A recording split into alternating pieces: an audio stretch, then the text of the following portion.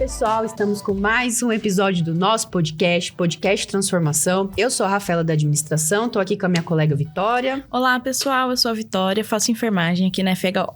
E o tema abordado de hoje é um tema super especial, que é sobre sistemas agroflorestais, também conhecido como SAFs, que são totalmente interligados com as ODS 2, Fome Zero e Agricultura, a ODS 12, Consumo e Produção Responsáveis, e a ODS 13, Ação contra a Mudança Global do Clima. E para esse bate-papo, trouxemos um convidado especial, Léo. Fica à vontade, Léo, pode se apresentar. Bom, eu sou o Leonardo, eu sou um ex-estudante aqui da faculdade, né, da FHO. Aqui na faculdade, eu fui apresentado a um tema, né, numa semana da biologia, que um pessoal de uma fazenda veio para cá falar sobre agrofloresta, né, e nessa oportunidade, troca de contato, fui fazer um estágio nessa fazenda, né, no sitião agroflorestal. E desse estágio surgiu a oportunidade para eu ir trabalhar numa outra fazenda, na Fazenda Painal, que é onde eu estou trabalhando atualmente. Legal, e é um tema super interessante. Sim, né? E aproveitando que você tocou no assunto de floresta, o Brasil tem um grande compromisso, um grande desafio de restaurar essas florestas, assim cumprindo os compromissos climáticos e ajudando a fazer a transição para uma economia com baixo carbono. Isso. E também, já que você tocou no assunto de agrofloresta, eu queria saber o que é um sistema agroflorestal. Tá bom.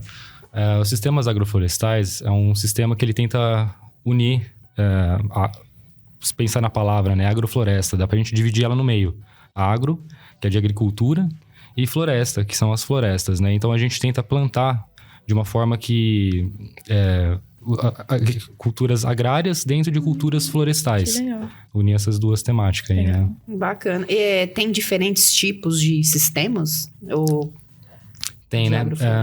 Por exemplo, você comentou aí que a gente tem um desafio muito grande, Sim. né? Para o futuro, né? E que é... Quando vocês moram onde? Eu moro aqui em Araras. Aqui em Araras. Você mora onde? Santa Cruz da Conceição. Santa Cruz. De Santa Cruz para cá, você só vê cana. É verdade. Realmente. É difícil você ver umas manchas de florestas que ainda estão Sim. em pé, né? Realmente. Sim. Onde você olha daqui da região de Araras é tudo cana. Tudo cana, é verdade. Então a gente tem realmente um desafio muito grande, né? Porque se pensar no passado, aqui era tudo floresta. A gente tem que reconstruir toda essa floresta, né? Então o desafio é bem grande mesmo. Vejo também aqui por perto florestas de eucalipto, que na verdade é um deserto, né? Não tem vida, só tem os eucaliptos, né? A gente chama de florestas de eucalipto, por exemplo, né? Mas é um termo um pouco errado, né? Porque a floresta mesmo, ela é um mecanismo muito complexo, né? Um sistema complexo. Sim. Assim como o nosso corpo humano é um conjunto de vários sistemas, né? Tem um sistema digestório, sistema respiratório. Dentro de uma floresta também tem todos esses sistemas. Tem todo um ciclo, né? Isso, E eu, já aproveitando, eu queria perguntar quais são os principais objetivos do sistema agroflorestal. O objetivo deles... Bom, questão de objetivo, eu acredito, né, que o objetivo da agrofloresta é atingir a sintropia. A sintropia é um termo que foi cunhado, assim, pelo Ernst Goethe, que também cunhou o termo agrofloresta, né? A sintropia, ela acho que é um passo além, assim, da sustentabilidade. Porque, assim, quando a gente pensa no nosso forma de viver, né, a gente pensa em ciclos. Né, que tudo tá em ciclo, né? Sim. Mas para sintropia, ele acredita assim, né? Sim, a palavra sim, né? Significa conjunto. Conjunto de tropias, né? Tropia é questão de energia, só que não só pensar num equilíbrio energético, mas é uma expansão energética. Então, voltando lá, o ciclo, né? A gente pensa sempre num ciclo como se estivesse sempre... né? Tem um começo, um meio e um fim. Só que para a sintropia, a gente acredita que não é só esse desenho 2D, né? Redondo, que assim, além, é um sistema, seria 3D. Então, aqui começa aqui, vai na metade. Quando chega nesse ponto inicial, é como se ele tivesse dado um passo um pouquinho mais para cima ali, assim, e vai rodando, certo? Daí um passo mais para cima.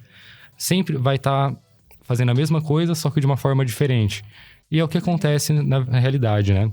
Só que além de você pensar num só redondo aqui assim, tem que pensar também como se fosse um cone.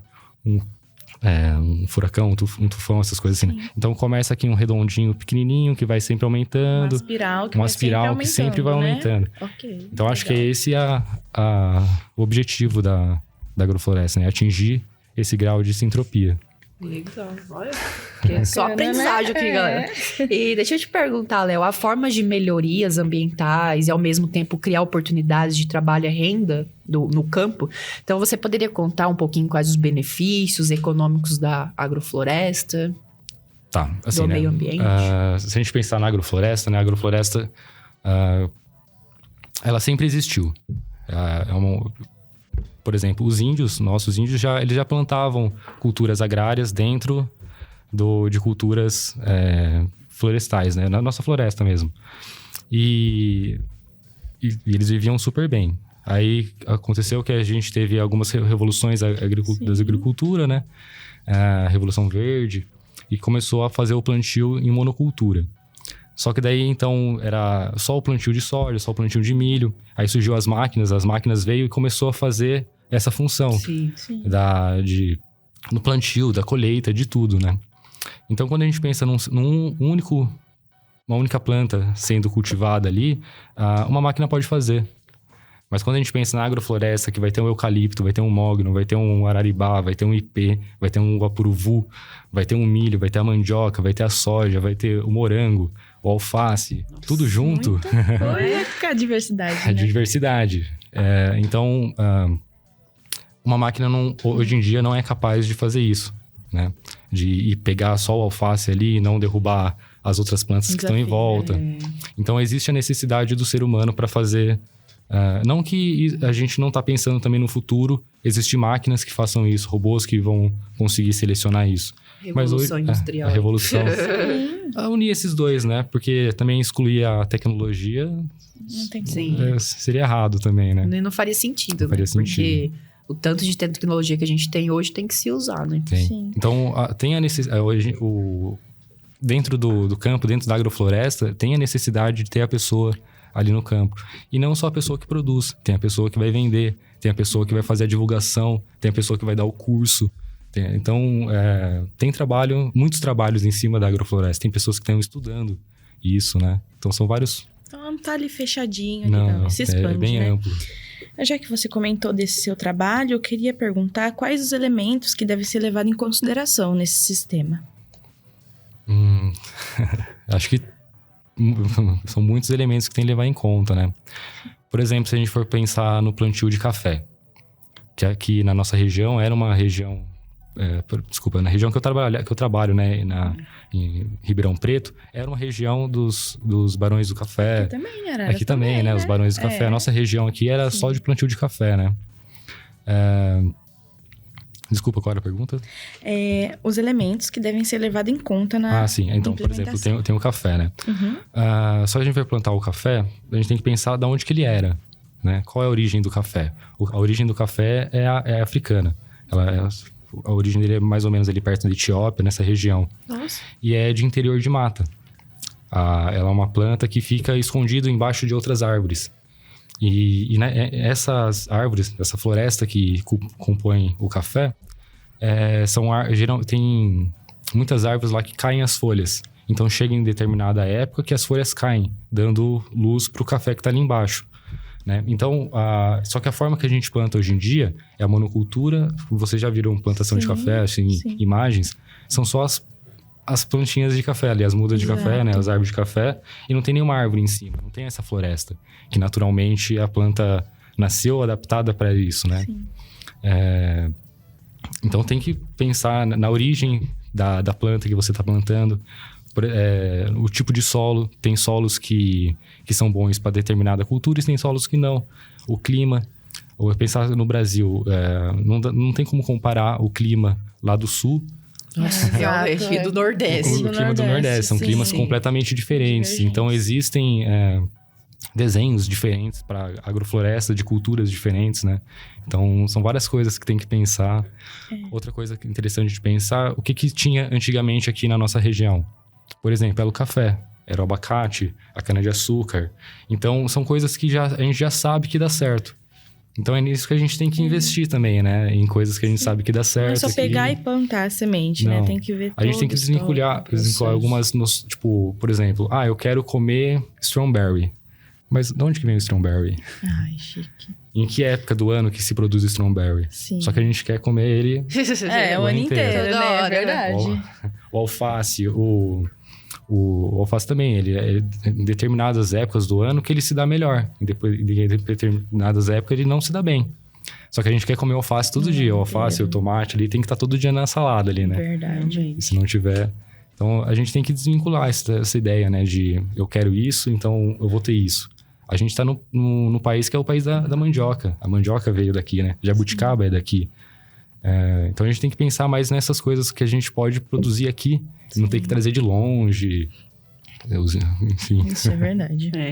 Agora, eu queria te fazer uma pergunta. Eu acho que é um pouco de tabu para muitas pessoas que trabalham com essa questão de agroflorestas. A questão do agrotóxico. Como que funciona? Porque eu estava, conforme as pesquisas que eu dei uma olhada, os pequenos produtores não são chegados em agrotóxico, né? Porque destrói a... Oh, meu Deus, esqueci a palavra. O solo. O solo, destrói o solo. E quem prefere isso são os grandes produtores, né? Você acha que isso tem sentido? Como que é essa questão do agrotóxico? Tem. Sim, quem mais utiliza são os grandes produtores, mas os pequenos produtores também utilizam. Porque, por exemplo, se eu tenho uma propriedade ali, uma terra, e eu quero fazer o plantio nela. Eu vou começar agora.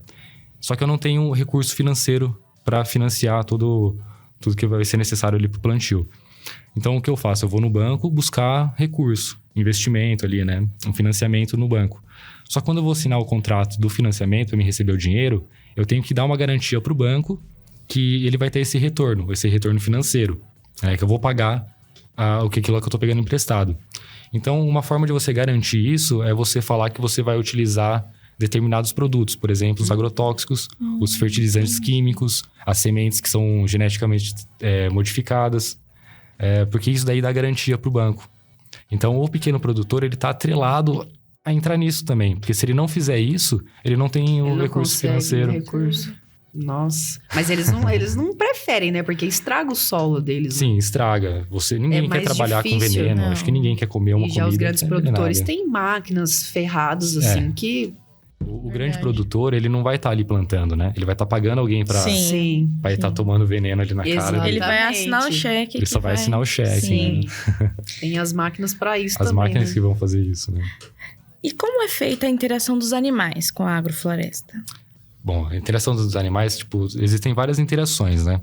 Que a gente pode comentar. Duas. Uma é a interação, por exemplo, para fazer a polinização das plantas, né? Que são os insetos, principalmente as abelhas, as borboletas, que fazem a polinização das plantas naturalmente, né? Então tem essa interação. Para você conseguir ter esses, você tem que ter alguns... colocar algumas umas coisas que vai atrair elas, né? Que são as plantas, as folhas que a gente dá... Sim. Chamar a atenção delas, né? Pra agrofloresta. Então, mas também tem outro tipo de interações que acontecem, né?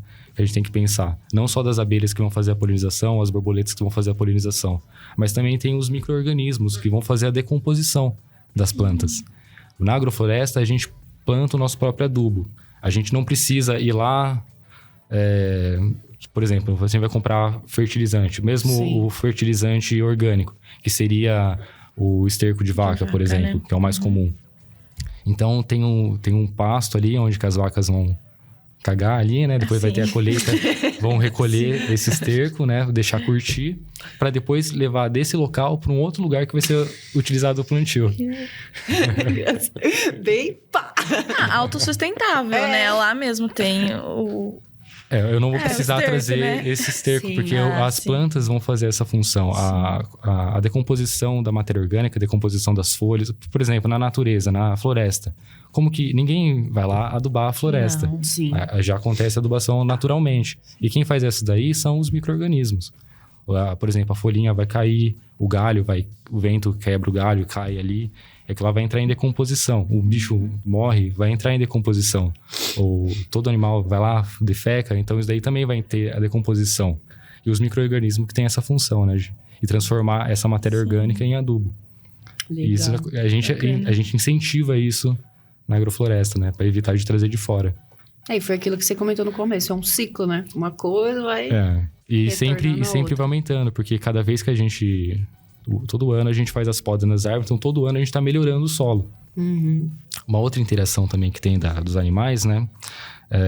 São, por exemplo, com silvopastoril. A gente consegue criar vaca junto com floresta. Bacana, porque a gente só vê a vaca isolada lá no pasto. Quando a gente pensa em vaca, assim, né? Num pasto de vaca, é a vaca em pleno sol, tomando sol ali direto, sem nenhuma árvore junto, né? E se tem uma para um monte dividir aquela sombra, né? Quando você olha assim, dá até dó, né? É uma árvorezinha assim, um monte de vaca embaixo, assim, tentando se proteger do sol. Então a gente faz esse esquema diferente, né? Que tenta também trazer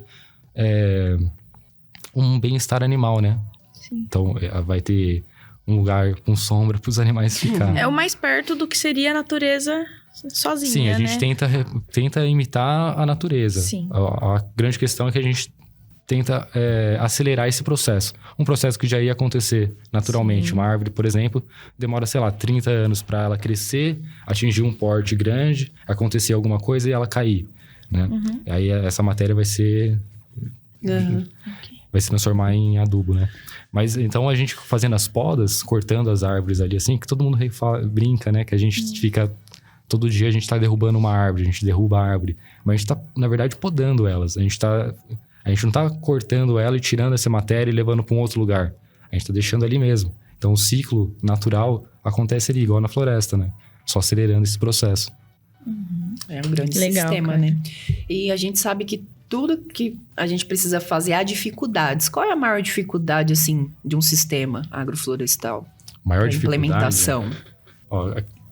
Uma dificuldade que a gente tem hoje é que não tem ferramentas para se fazer agrofloresta. Por exemplo, existem os implementos agrícolas. Por exemplo, uma grade que vai mexer o solo, né? Um subsolador. O subsolador são hastes que entram embaixo da terra e vão fazendo buracos nela para tentar melhorar a areação, melhorar a compactação do solo, né? Só que cada vez que vai passar uma máquina dessa, é um trator que tem que passar ali, né? Então você passa o trator para melhorar o solo, mas a própria passada do trator já está prejudicando o solo, né? Então, na agrofloresta, a gente está tentando criar alguns implementos agrícolas que já faz tudo de uma vez. Uma única passada do trator já vai revolver o solo, já vai subsolar o solo e já vai plantar. Já existe. Já existe isso, né? Na fazenda que eu trabalho, existem alguns protótipos disso, que está começando agora. A gente está buscando agora criar essas ferramentas, né? Que não existe em grande escala, né? Sim. Eu acho que a maior dificuldade que a gente tem hoje e ter financiamentos, porque, como eu disse para vocês, né? Para você conseguir um financiamento, tem a necessidade de você falar que você vai usar... A garantia pro banco. Dar essa garantia pro banco, né? Se não tivesse essa necessidade dessa garantia, tivesse ferramentas adequadas pra gente implementar sistemas agroflorestais, Sim. Acho que a gente daria um puta passo pra frente. Né?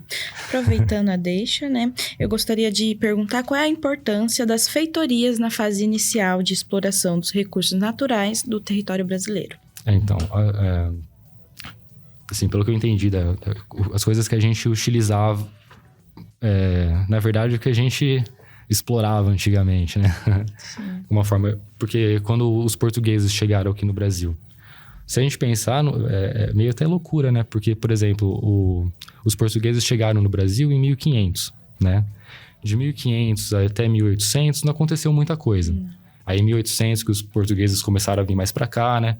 Em 1888 teve as colônias também. As colônias, né? Sim. Daí já veio em 1900, pô, é recente. É 200 anos que realmente teve uma interferência bruta aqui no Brasil, né? De 1800 até 2000. Até hoje, 2022, né? E nesses 200 anos, a gente produziu muito café, produziu muita cana-de-açúcar, produziu muita soja, né?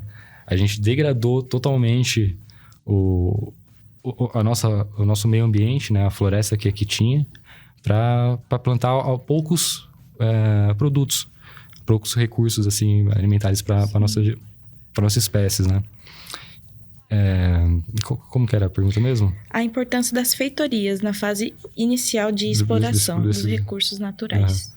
Então, mas o interessante disso é que a gente sabe que aqui dá muito bem essas coisas. A gente sabe muito bem que muita aqui... diversidade aqui, né? No solo brasileiro. Sim, a gente sabe que se a gente plantar café, vai dar um café de qualidade. Se a gente plantar cana-de-açúcar, dá uma cana-de-açúcar de qualidade. A gente tem um dos melhores solos do planeta Terra. Isso é verdade. Por isso que o pessoal comenta que o Brasil tem tudo para ser riquíssimo, né? Tem. Porque Sim. aqui é...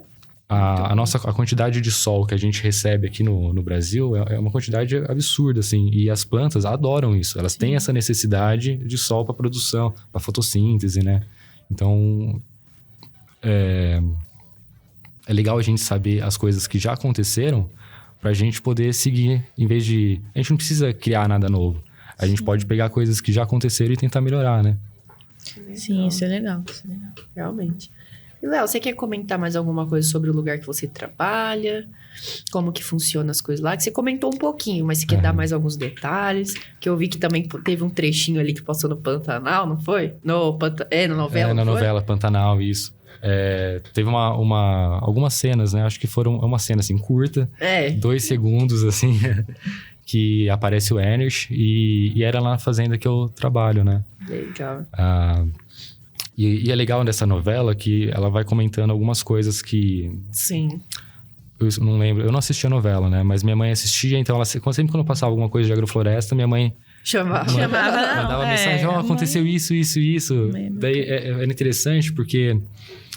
eu lembro que ela comentava alguma história... Qual é o nome do personagem? Desculpa, vocês lembram? Eu não assisti Pantanal, gente.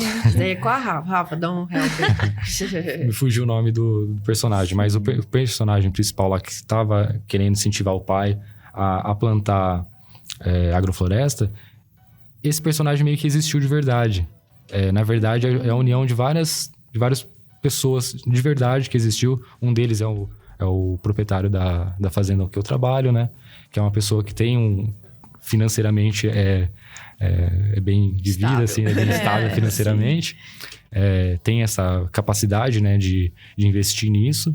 E que brigou com a família para conseguir colocar, né, instalar esses sistemas agroflorestais na propriedade dele.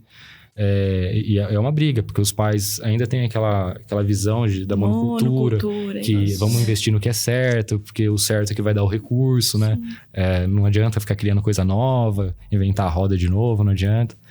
Mas, então, várias coisinhas. Na novela também eu lembro que minha mãe comentou que ele falou isso, né? Da necessidade de se criar ferramentas, de se criar implementos que vão fazer essas funções da agrofloresta. Sim. E isso realmente, né, tá acontecendo. Na minha propriedade lá que eu trabalho, tem alguns protótipos que foram desenhados pelo próprio Ernest Goethe. Bacana. Que é a pessoa que deu esse nome, né, de agrofloresta, agricultura sintrópica. Enfim, ele vai lá, ele dá consultoria pra gente, né? Então, ele vai dando algumas ideias e depois... a gente vai trabalhando essas ideias de acordo com... se implementando. Com o que a gente é capaz de fazer ali, né? Porque, por exemplo, a gente não tem as ferramentas necessárias. Então, a gente vai, né, se adaptando ali com o que tem para conseguir conforme o tempo. ir fazendo. E é legal porque não só o Ernst, que é uma grande referência, né? Acho que a maior referência da agrofloresta, mas também tem outras pessoas que vão na nossa fazenda lá para poder dar uns toques, assim, né? Porque a agrofloresta é legal que ela tem uma rede, né? Uma rede agroflorestal. Ela tá bem unida, né? A gente faz mutirões, a gente vai visitar outras fazendas vai visitar nós para ajudar no trabalho, pra gente se alinhar, né? Porque é muito mais fácil várias cabeças pensando para poder... do que uma só, né? Do que uma só, chegando e falando assim, vai ser assim, assim, assim. Então, por exemplo, tem o Namastê. Namastê é uma pessoa, não é só... Então, já falou hoje, mãe. Não, mas o Namastê, ele... Se quiser pesquisar depois no Instagram, né? Namastê Agroflorestal. Ele também vai fazer visitas na nossa fazenda direto, ou se não, ele vai no assentamento que tem lá em Ribeirão Preto, o Mário Lago. E a gente vai... Daí a gente da fazenda que vai até o Mário Lago lá para poder ter essas vivências com o Namastê. O Namastê é legal que ele fala algumas coisas... tipo um filósofo, assim, né?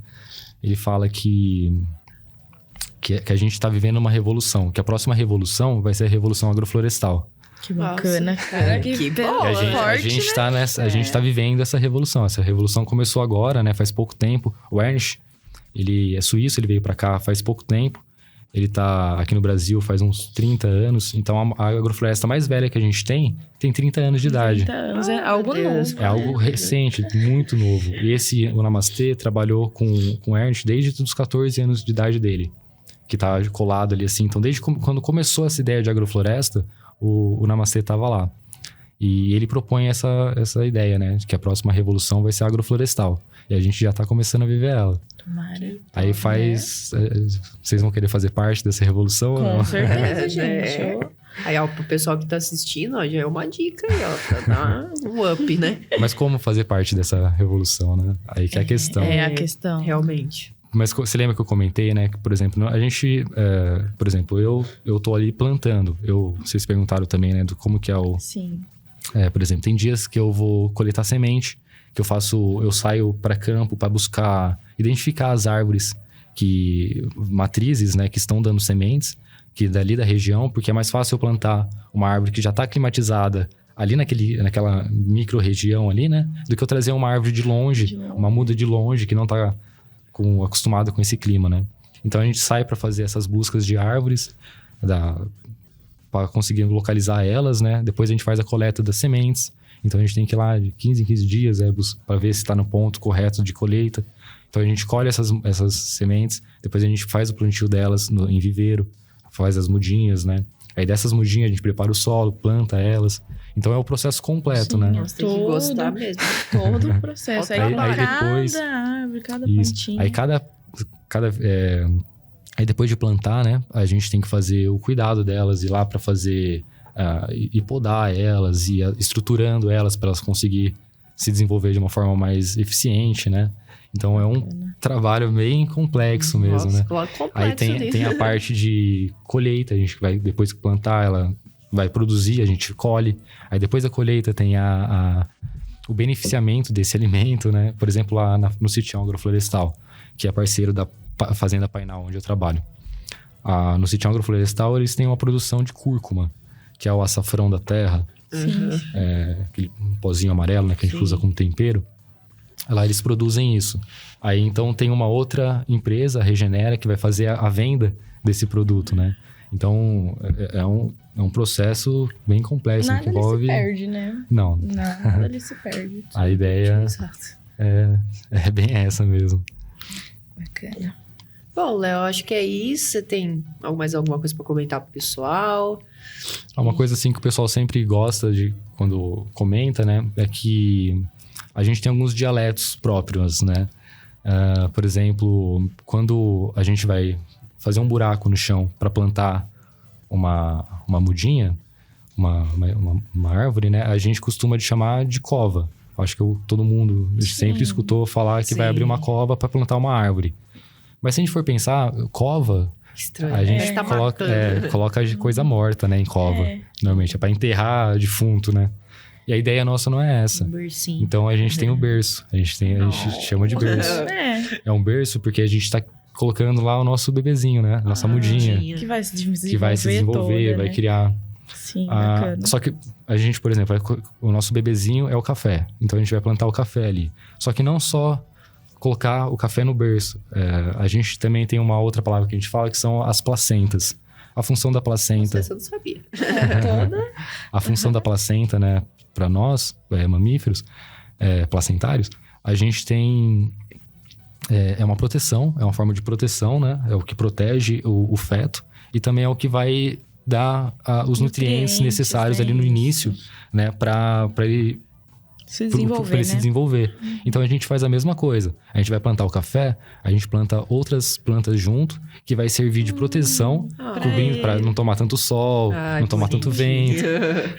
Folgadinho. E vai dar também os primeiros alimentos. A gente vai depois podar essas plantas que a gente colocou ali de início, para depois fazer a ciclagem do nutriente, né? E virar adubo pro bebezinho ali, né? Que bacana. Então tem várias todo ligado, né? Um café que ajuda a outra planta, é bem bacana.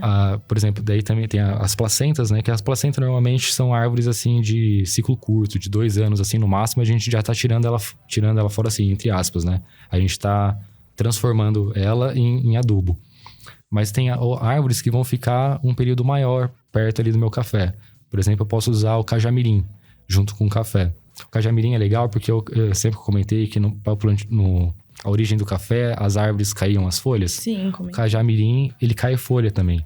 Então, se você colocar, entendeu? Pensar... Interligado, né? Com a história do café. Isso. Só que o cajamirim já é nativo nosso, né? Então, a gente tá usando...